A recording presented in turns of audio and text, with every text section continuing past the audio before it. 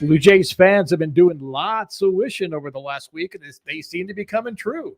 The Blue Jays are in the number one wild card spot, and we'll talk about it from the On Fek Circle. We do so live every Tuesday on the Blue Jays from the Couch YouTube channel, and it just goes to show that it is then presented by jaysfromthecouch.com.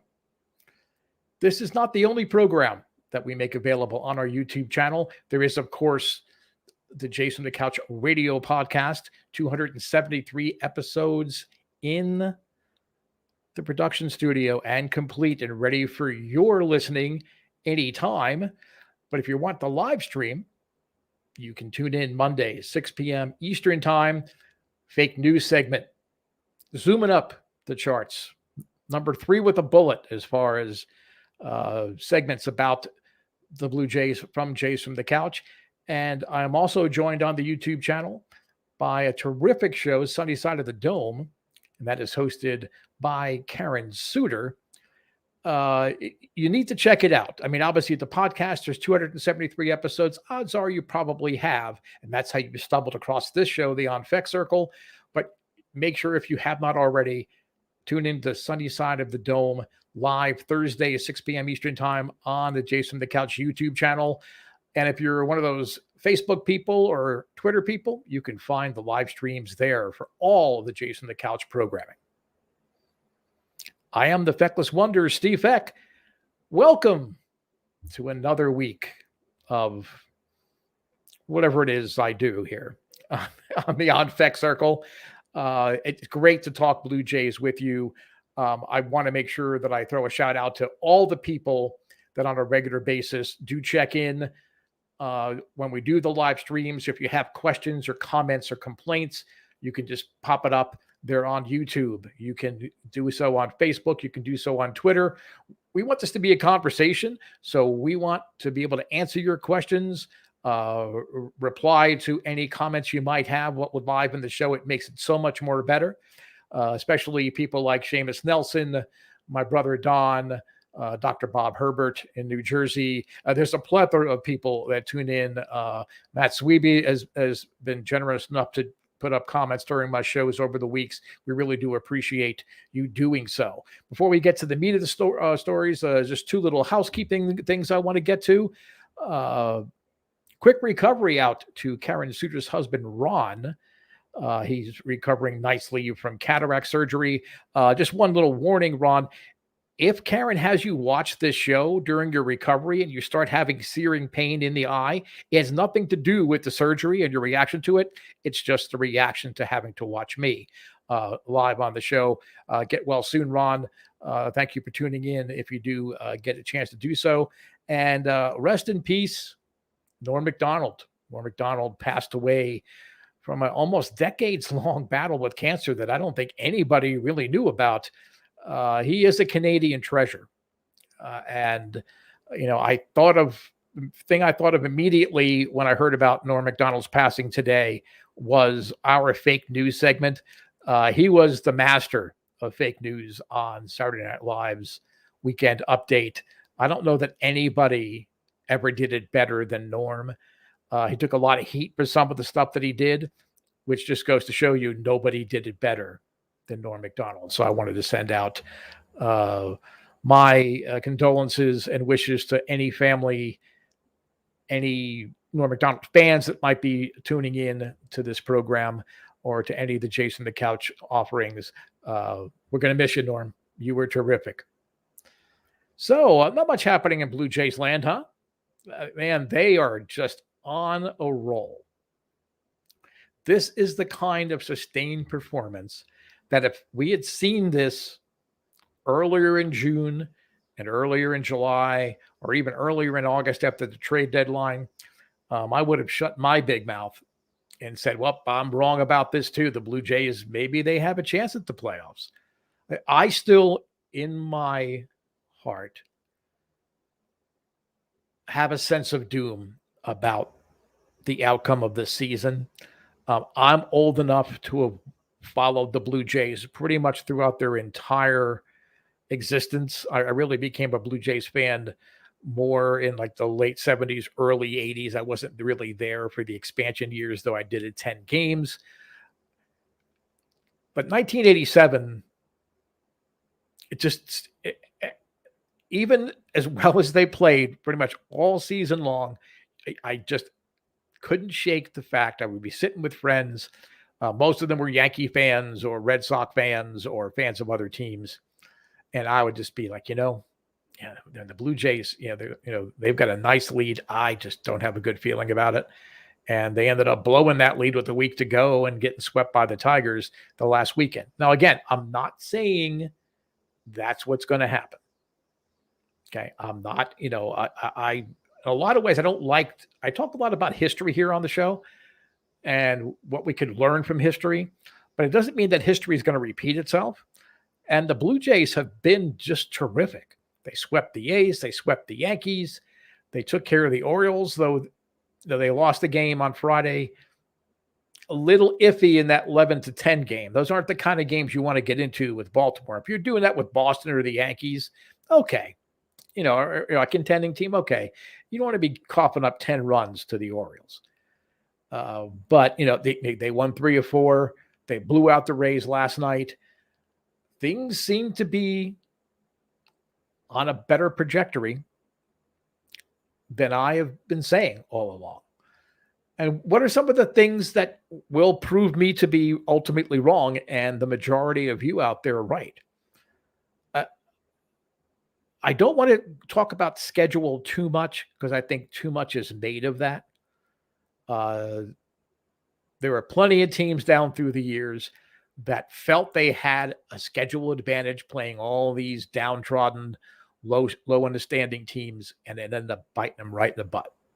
So I don't want to say schedule, but some teams, such as the Yankees, are going to be undone by their schedule probably because their last 3 series are against the Jays, against the Red Sox, and against the Rays.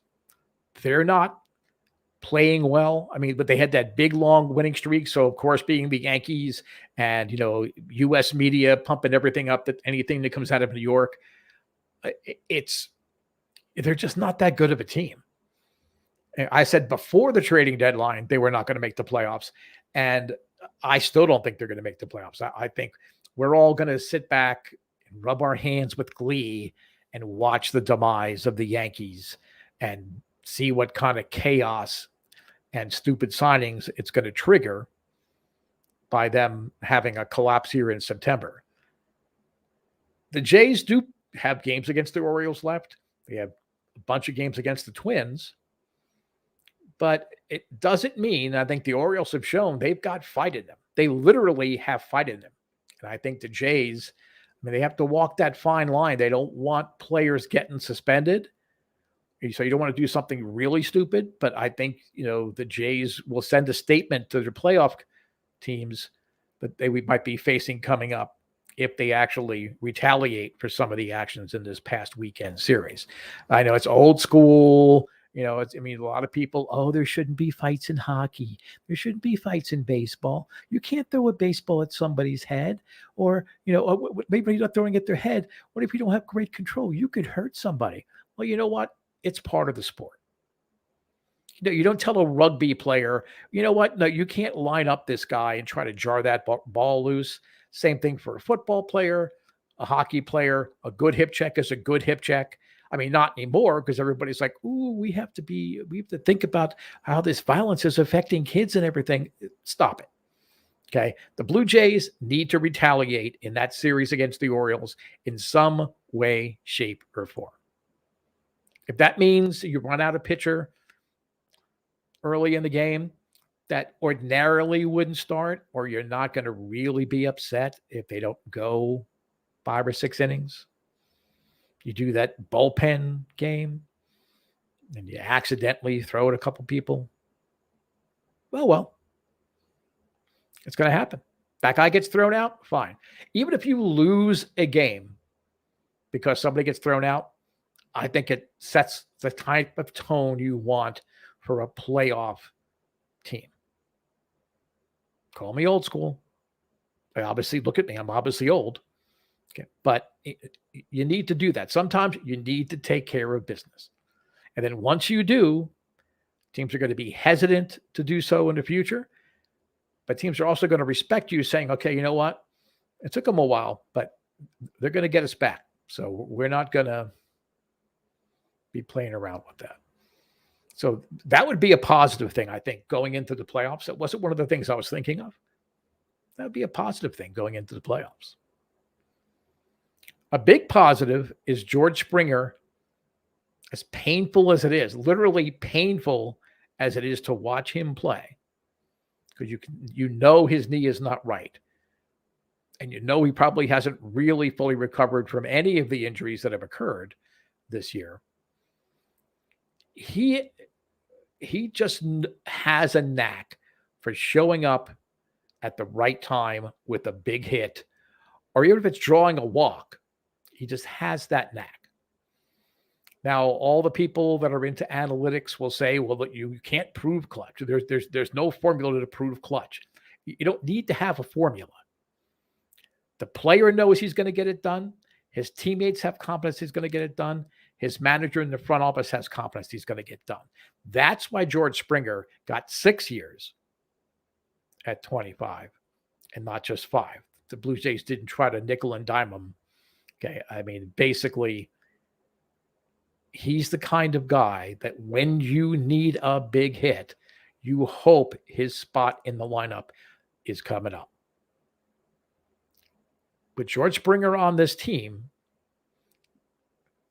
you have a variety of true clutch hitting performers that you'll be happy to see come up to the plate. Springer. Bo Bichette has a knack for the dramatic and getting the big hit at the right time.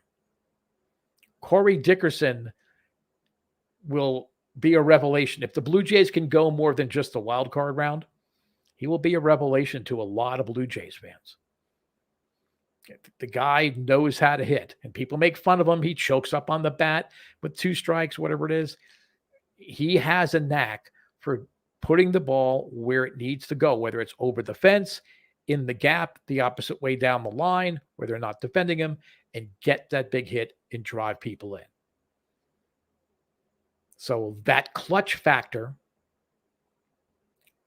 is very important. And I haven't even mentioned Vladimir Guerrero yet. And I'm going to make a statement I didn't think I would ever make about any baseball player for the rest of my life. As I've mentioned before, I grew up a Red Sox fan. And the thing that solidified that for me was the 1967 Impossible Dream season. Vladimir Guerrero Jr. is the new Yaz. He's the new Carl Yastrzemski. The year Carl Yastrzemski put up in 1967, even looking, back in history, is the finest single season offensive performance by any player in my lifetime. So I was born in 1960, but toward the end of the season. So I can't count that, but I'm an expansion era baby. There's boomers and millennials and XYs and Zs and all this stuff. Okay. I consider myself an expansion era baby. I've seen a lot of baseball. I vividly remember games from, let's say, 1964 and 65 on. Despite my young age, I used to have a transistor radio, tune into whatever game I could get. But the 67 season that Yastrzemski put up, it was the single finest performance by one player in 1 year. That includes Sosa and McGuire. That includes some amazing years by Barry Bonds. It includes some great years. You want to go from a Blue Jays history standpoint. George Bell put up some pretty big years. Carlos Delgado put up 1 or 2 off the chart years. Nothing. Ichiro, his first couple of years in the league. Miguel Cabrera, who is the best hitter I've personally seen in my life.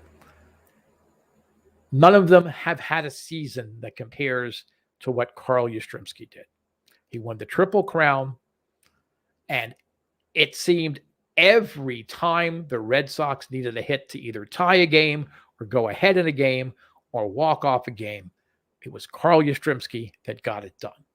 Just to give you an idea, okay, over the last 2 weeks of the season, he hit .513 in the middle of a 4-team playoff race.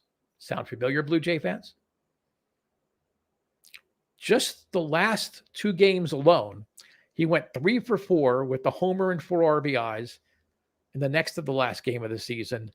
And what proved to be the pennant clinching game, he was 4 for 4 with 2 RBIs.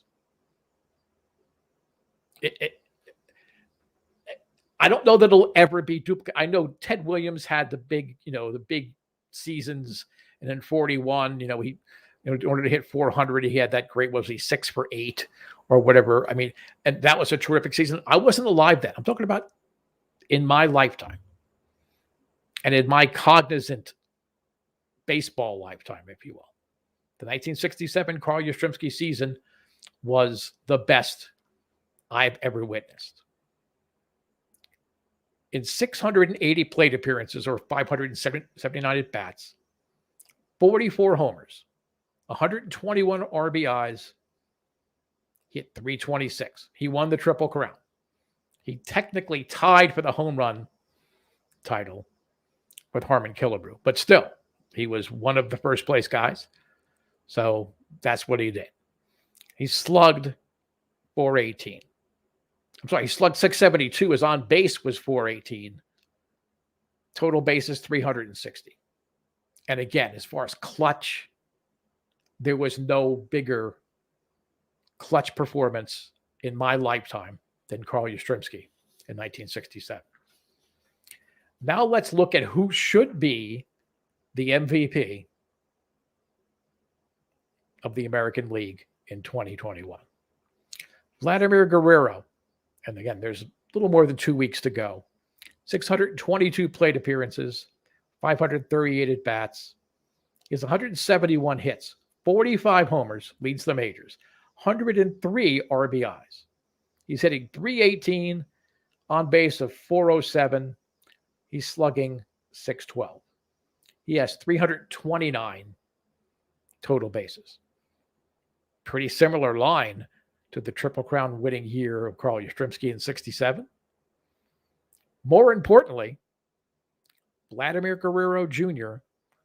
always seems to come through with a big hit when his team needs to come back from behind or needs to win it, or needs to put him ahead. He just seems to be the guy that always gets it done. And he's not the only guy that's had game-winning hits or had walk-offs. I'm not saying that.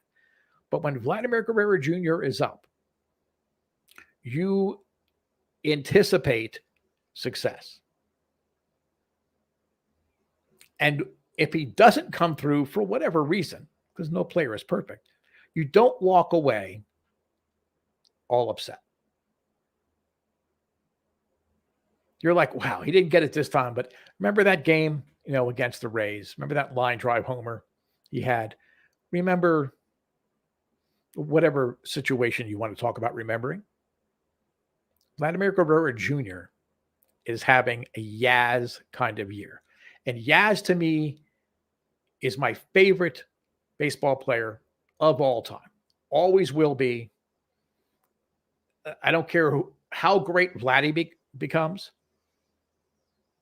Carl Yastrzemski is my baseball guy. My Mount Rushmore of athletes, Louis Dampier of the old ABA, the Kentucky Colonels. He just, another guy. You needed a big three-pointer. You needed a big shot. Needed a steal. Louis Dampier always seemed to get that. So it's Yaz, Louis Dampier, Gilles Meloche.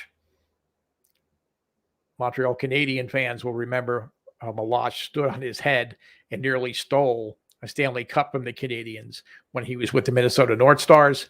He played on really bad teams, always came up with spectacular clutch saves. Didn't always result in wins, but that wasn't really his fault. And then if you're going to have to add another player on that Mount Rushmore of mine, I would probably say, I would have said Dwight Gooden when he was in his prime, but he blew it. Yeah, he broke my heart with going off the deep end and getting involved with all the issues, legal issues and drug issues he had. I would probably say Jeff Conine would be my fourth player. Again, not necessarily a Hall of Fame player, always there for the big hit.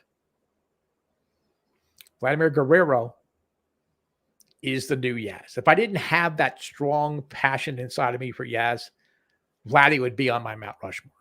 But I can tell you, irregardless of the historical season that Shohei Ohtani is putting up, the most valuable player in the American League is Vladimir Guerrero Jr. Ohtani's team is going nowhere, despite all of his personal successes. His team is going nowhere.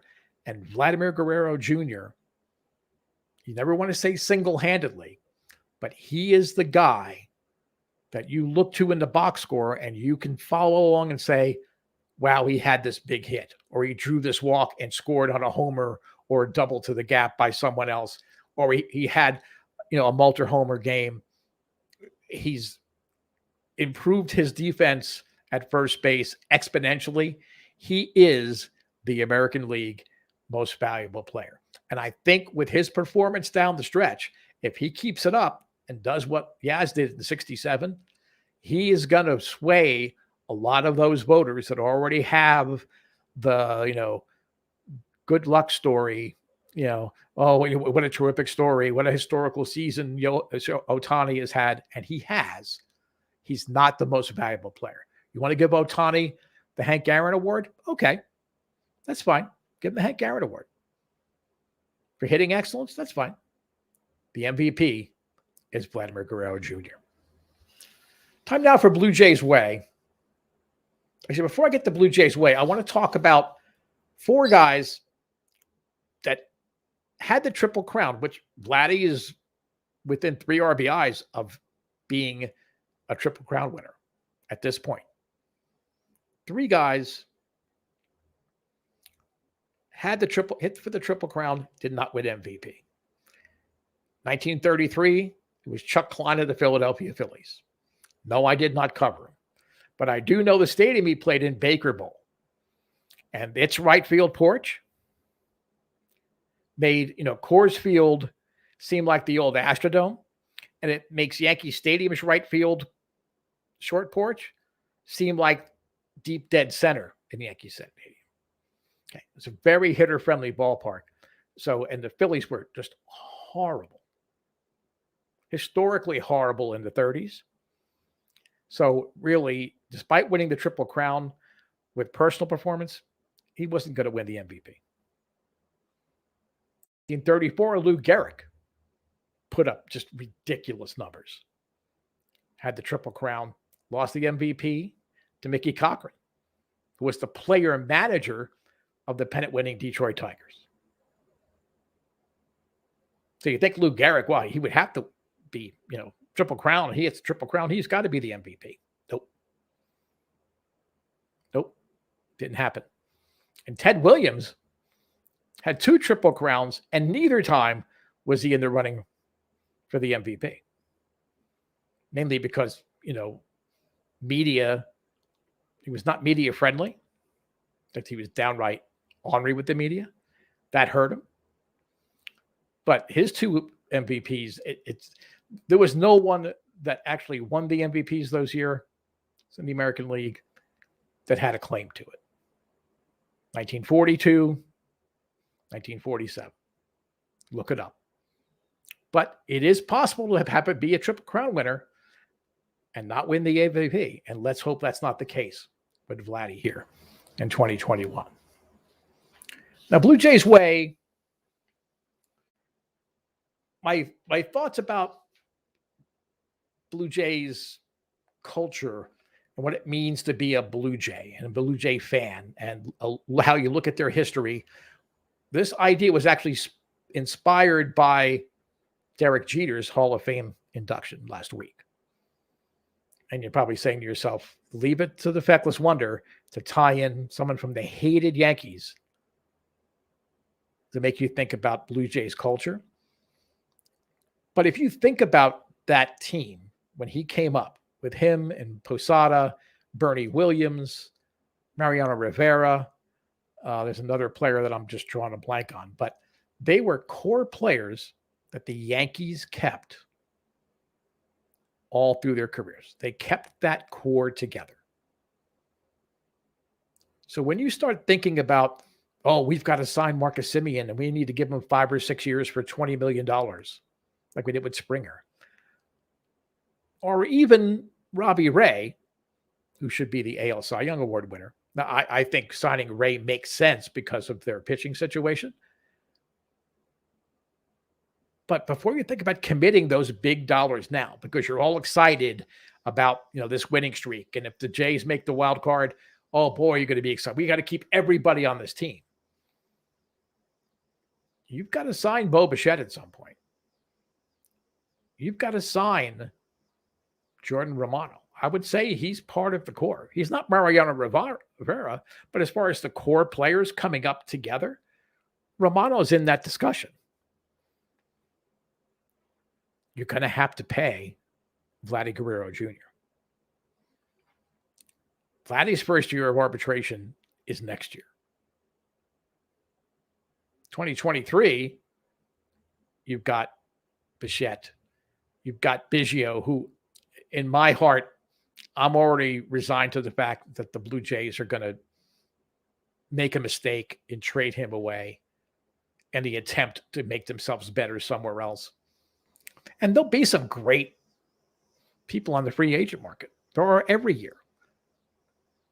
But if they come out, if Atkins and Shapiro come out and say, we want to keep our core together, our focus on long-term commitments for big dollars are going to be to those core players, I would be perfectly okay with that. If Semien can produce this season again for the next 2 or 3 years, would you love to have that? Sure. Can you afford to do it? You cannot. Hyun-Jin Ryu's money is going to be on the books until 2023. George Springer's on the books. Grichuk's money will be gone by then. Lourdes Gurriel Jr.'s sort of at a very team-friendly contract. That'll be expiring eventually. But I don't consider Gurriel part of the core. I have come to embrace Teoscar Hernandez as part of that core. But, the Blue Jays have got to keep that money. And just like the Yankees had that core, the key cogs to those pennant-winning machines, the Blue Jays need to commit themselves to the same thing. And I go back again to the early 80s through like 88, 89. And I think of their core and how that team was really kept together for the most part until 1988, 1999. You always knew Ernie Witt was going to catch. Willie Upshaw was at first. Damaso Garcia was at second. That later became like Manny Lee and some other prospects coming in. Tony Fernandez was at short. You had Vance Mullenix. You had Garth Orge at third. You had George Bell in left. You had Lloyd Mosby in center. You had Jesse Barfield in right. Dave Stieb, Jimmy Key. You knew that you had those guys. Even Jim Clancy. You had those guys year in, year out. The Blue Jays need to commit themselves to that. Shapiro and Atkins have that history with Cleveland. Grady Sizemore, they kept Sabathia a long time. They tried to keep a lot of their good younger players and sign them early or sign them to free agent contracts. They couldn't keep them all because they were Cleveland. They need to do that in Toronto. We deserve that to be able to watch these kids who we've watched come up, struggle a little bit, but eventually blossom. We need to be able, we have earned that right, putting up with what we've put up with, to watch those kids flourish and be Blue Jays for a long, long time. Well, as usual, I talked a little bit too much, but thank you for tuning in to this week's edition of the On Fek Circle. It's every Tuesday, 6 p.m. Eastern Time, live on our YouTube channel. You can also pick it up on the Facebook page. You can pick it up on Twitter. Sunny Side of the Dome comes up and follows me on Thursday, 6 p.m. Eastern Time. That's with Karen Suter. And of course, always check out our main podcast. That's on Mondays at 6 p.m. Eastern Time. And a daily read should be jaysfromthecouch.com. Thanks for tuning in, and we'll talk with you next week.